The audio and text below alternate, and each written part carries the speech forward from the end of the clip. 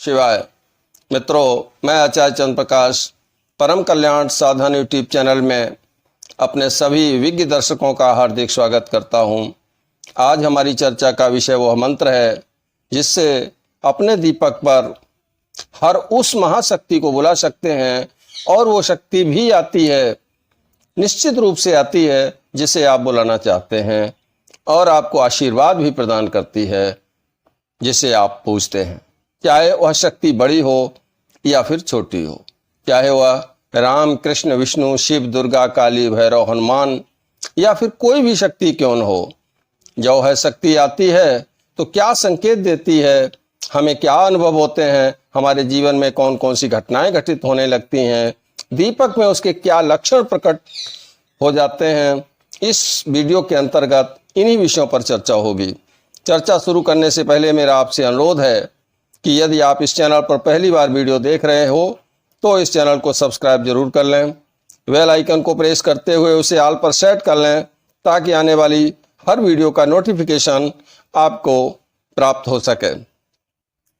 तो मित्रों, यदि आप लगातार लंबे समय से पूजा करते चले आ रहे हैं, दीपक भी जलाते हैं, पूजा पाठ भी विशेष श्रद्धा पूर्वक करते हैं, उनके मंत्र का जाप भी करते हैं, परंतु फिर भी घर में क्लेश बना हुआ है, घर में बरकत नहीं हो रही, घर के सदस्य एक दूसरे का सम्मान नहीं करते, काम भी बिगड़ते चले जा रहे हैं, पूजा में भी मन नहीं लगता, आर्थिक परेशानियां इतनी बड़ी हुई हैं कि कभी कभी पूजा के लिए घी भी खरीदना मुश्किल हो जाता है, कर्ज मुकदमा बीमारी बढ़ते चले जा रहे हैं।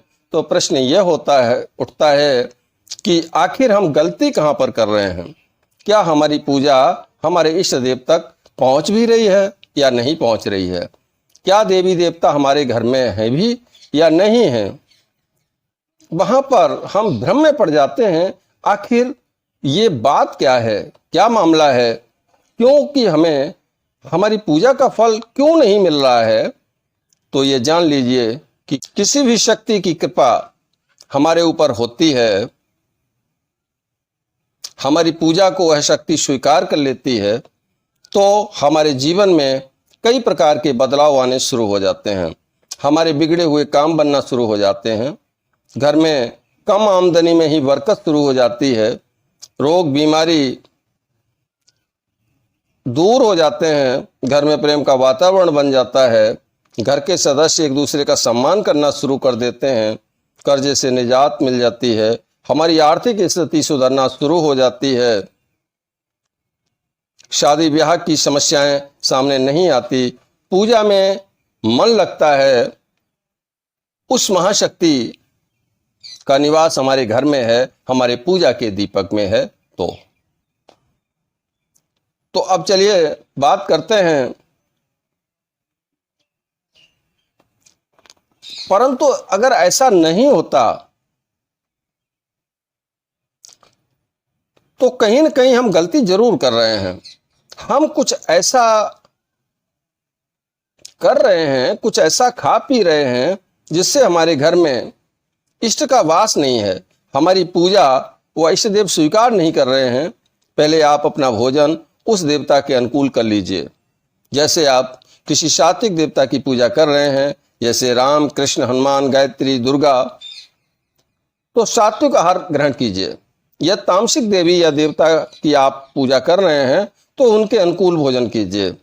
अब आपको बताता हूं वह मंत्र जिसे यदि आप 5 बार बोल करके भी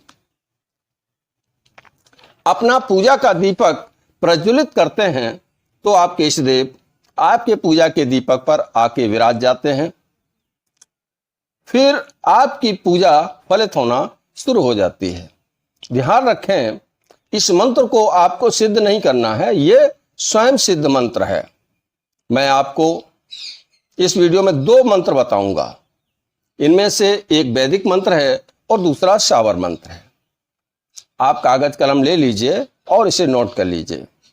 यह मंत्र आपको स्क्रीन पर भी दिखाई दे रहे हैं, वीडियो रोक कर आप उन्हें लिख सकते हैं। मंत्र है साज्यम च वर्ति संयुक्तम वहिनीना योजितम मया दीपम गृह्णातु देवास्त्रैलोक्य तिमिरापहम। फिर सुन लीजिए, साज्यम च वर्ति संयुक्तम वहिनिना योजितम मया दीपम ग्रहणतु देवस्त्रैलोक्य तिमिरापहम। ये मंत्र संस्कृत भाषा में है, इसलिए सभी इसे याद भी नहीं कर सकते और उच्चारण भी कठिन है। इसके लिए मैं अब आपको एक दूसरा शावर मंत्र बताने जा रहा हूँ। बहुत ही प्रभावी मंत्र है, सिद्ध भी नहीं करना है, सिर्फ 5 बार बोलकर अपना दीपक प्रज्वलित करना है। वह मंत्र इस प्रकार है। सत नमो आदेश गुरुजी आदेश। ओम गुरुजी ओम श्वेत की जोत पवन की बाती पीपी पीवे तेल जागे दिन राती बैठी धरती खटा आकाश जोगन बैठी करंजली के पास 5 महेश्वर आज्ञा करें तो अमुक ज्योत का भया प्रकाश। श्री नाथ जी गुरु जी को आदेश आदेश आदेश। एक बार फिर सुन लीजिए। सत नमो आदेश गुरु जी आदेश। ओम गुरु जी ओम श्वेत की जोत पवन की बाती पीपी पीवे तेल जागे दिन राती बैठी धरती खटा आकाश जोगन बैठी कंजली के पास 5 महेश्वर आज्ञा करें तो अमुक ज्योत का भया प्रकाश। श्री नाथ जी गुरु जी को आदेश आदेश आदेश। यहां पर जहां अमुक शब्द आया है तो मैं आपको बता दूं, देखिए सबकी भावनाएं अलग अलग होती हैं, सबका श्रद्धा विश्वास अलग अलग होता है, सबकी रुचि अलग अलग होती है, इसलिए सबके इष्ट भी अलग अलग होते हैं। हालांकि परम सत्ता तो वो एक ही है, लेकिन विभिन्न देवताओं के नाम से हम उन्हें पूजते हैं क्योंकि हमारी अलग अलग देवताओं के स्वरूप में श्रद्धा होती है। तो आप चाहे जिसकी पूजा कर रहे हो, मान लीजिए अगर आप शिव की पूजा कर रहे हैं तो जहां अमुक लिखा हुआ है वहां पर आप शिव लगा दीजिए। जैसे सत नमो आदेश गुरुजी आदेश। ओम गुरुजी ओम श्वेत की जोत पवन की बाती पीपी पीवे तेल जागे दिन राती बैठी धरती खटा आकाश जोगन बैठी कंजली के पास 5 महेश्वर आज्ञा करें तो शिव ज्योत का भया प्रकाश। श्रीनाथ जी गुरु जी को आदेश आदेश आदेश। इसी तरीके से यदि हनुमान जी की आप पूजा करते हैं तो हनुमान शब्द का प्रयोग करिए। यदि माता काली की पूजा करते हैं तो माँ काली बोल दीजिए अमुक की जगह पर। यदि आप अन्य किसी देवता की पूजा करते हैं, माता दुर्गा की करते हैं, तो दुर्गा जी को लगा दीजिए वहां पर, ये शब्द का इस्तेमाल करिए और मंत्र पढ़ दीजिए। 5 बार मंत्र पढ़िए, उसके बाद इसको प्रज्वलित कर लीजिए। होगा क्या, इससे वह शक्ति जिसकी आप पूजा करते हैं वह शक्ति आपके पूजा के दीपक पर आ जाएगी और आते ही जो आप पूजा करेंगे उसे वह शक्ति ग्रहण करती है। साथ ही साथ आपको आशीर्वाद भी देती है। आपके बिगड़े हुए काम बनने लगते हैं, आपको अनुभव होना शुरू हो जाते हैं, आपके मंत्र की शक्ति जागृत हो जाती है और साथ ही साथ मंत्र की शक्ति जागृत होने से उसका प्रभाव आपके शरीर पर पड़ता है, आपके चक्रों पर पड़ता है, आपकी उपत्यकाओं पर पड़ता है, आपके बंधों पर पड़ता है, यानी हर जगह इसका प्रभाव पड़ता है। धीरे धीरे चक्र जागृत होते हैं और आपकी कुंडली शक्ति धीरे धीरे जागृत होना शुरू हो जाती है, जिसका अनुभव आपको स्वप्न के माध्यम से वह शक्तियां दिया करती हैं। तो आप जिसकी भी पूजा करते हैं आप इसी तरीके से दीपक जलाइए। एक बात और बताना चाहता हूं, यदि हमारे पूजा स्थल पर, आपके पूजा स्थल पर 1 से अधिक देवताओं के स्वरूप स्थापित हैं, तब भी आप नाम सिर्फ अपने इष्ट का ही लेंगे, अपने इष्ट के नाम से ही दीपक जलाएंगे।